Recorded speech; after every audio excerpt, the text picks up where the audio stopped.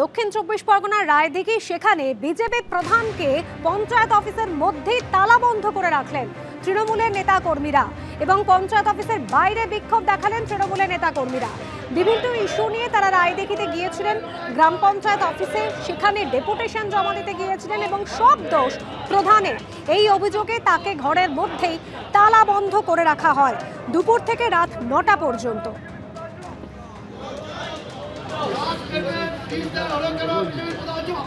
মানতে হবে, আগামী দাবি মানতে হবে।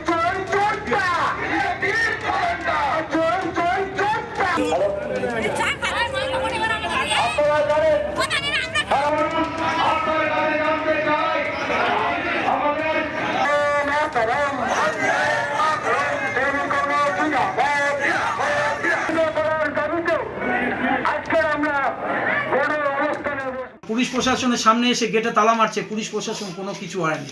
আমি আইসিকে ফোন করেছিলাম যে স্যার এই অবস্থা। উনি বলল যে তৃণমূলের নেতাদের সঙ্গে আমার কথা বলতে হবে। কেন আমি তৃণমূলের নেতাদের সঙ্গে কথা বলতে যাব? আমার যেটা অসুবিধা আছে আমি তাদেরকে বলেছি যে এই অসুবিধা আছে। তাছাড়াও ওনারা বিভিন্ন কারণে আমাকে নানা রকমভাবে হ্যারাসমেন্ট, ওখানে গালাগালি এবং মদ্যপ অবস্থায় যে সমস্ত আমাদের মেম্বারদের নিয়ে যে সমস্ত গালাগালি দিয়েছে সেসব ভাষায় পুলিশের সামনেই।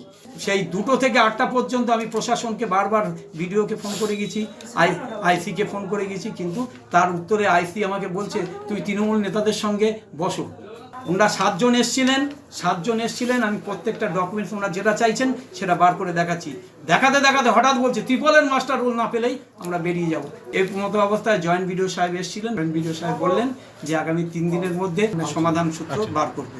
প্রধান সাহেব 1% সহযোগিতা যদি আমাদের সঙ্গে করত, তাহলে রাত 10টা পর্যন্ত এতগুলো মা বোনেরা পঞ্চায়েতের সামনে অবস্থান বিক্ষোভ কর্মসূচিতে অংশগ্রহণ করত না।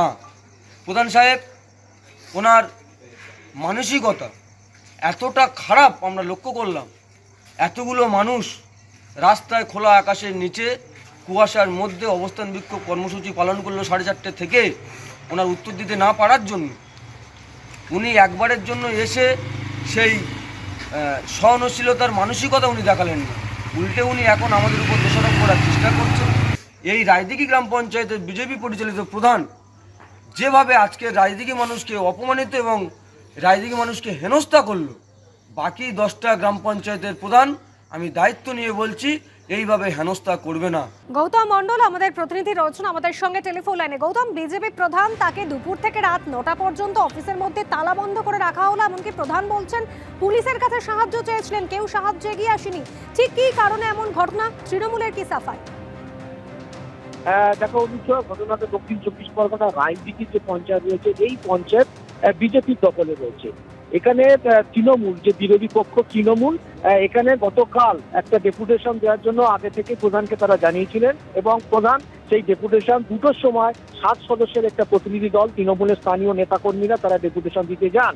এই ডেপুটেশন চলাকালীন বেশ কিছু প্রশ্ন করেন এবং বেশ কিছু ত্রিপল বা অন্যান্য যে সামগ্রী যেগুলো পঞ্চায়েত থেকে যেগুলো বন্টন করা হয় সেইটা নিয়েই তৃণমূল কংগ্রেসের সঙ্গে বিজেপি প্রধানের একটা মতপার্থক্য তৈরি হয়। তখন এই যে তৃণমূলের যারা ডেপুটেশন দিতে গিয়েছিলেন তারা বলতে থাকেন যে এই যে মাস্টার রোল তারা দেখতে চান, কিন্তু তিনি বলেন যে এই যে বিশেষ করে ত্রিপলের মাস্টার রোল, তিনি বলেন এই ত্রিপলের মাস্টার রোল ভিডিওকে দেওয়া আছে, কিন্তু তারা একদম নাছোড় যে এই মাস্টার রোল তাদেরকে দেখাতে হবে। এই মতবিরোধ তৈরি হওয়ার পর পঞ্চায়েতের গেটে বেলা 2টো থেকে পঞ্চায়েতের গেটে তালা লাগিয়ে দেন তৃণমূলের নেতাকর্মীরা এবং তারপরে অবস্থান বিক্ষোভ চলতে থাকে। এবং এই সময় প্রধানের যেটা অভিযোগ, বিশ্বজিৎ সাহা, তার যেটা অভিযোগ রায়দিঘির বিজেপি প্রধান, যে পুলিশের থাকা সত্ত্বেও, পুলিশের কাছে এইখানে পুলিশের উপস্থিত থাকা সত্ত্বেও তালা লাগানো হয়েছে এবং রায়দিঘি থানার আইসিকে তিনি একাধিকবার ফোন করেছেন যে তাকে সাহায্য চাওয়া হয়েছে। এবং শুধু তিনি একা নন, বেশ কয়েকজন মহিলা পঞ্চায়েত সদস্য বিজেপি তারা আটকে ছিলেন, পঞ্চায়েত কর্মীরা আটকে ছিলেন।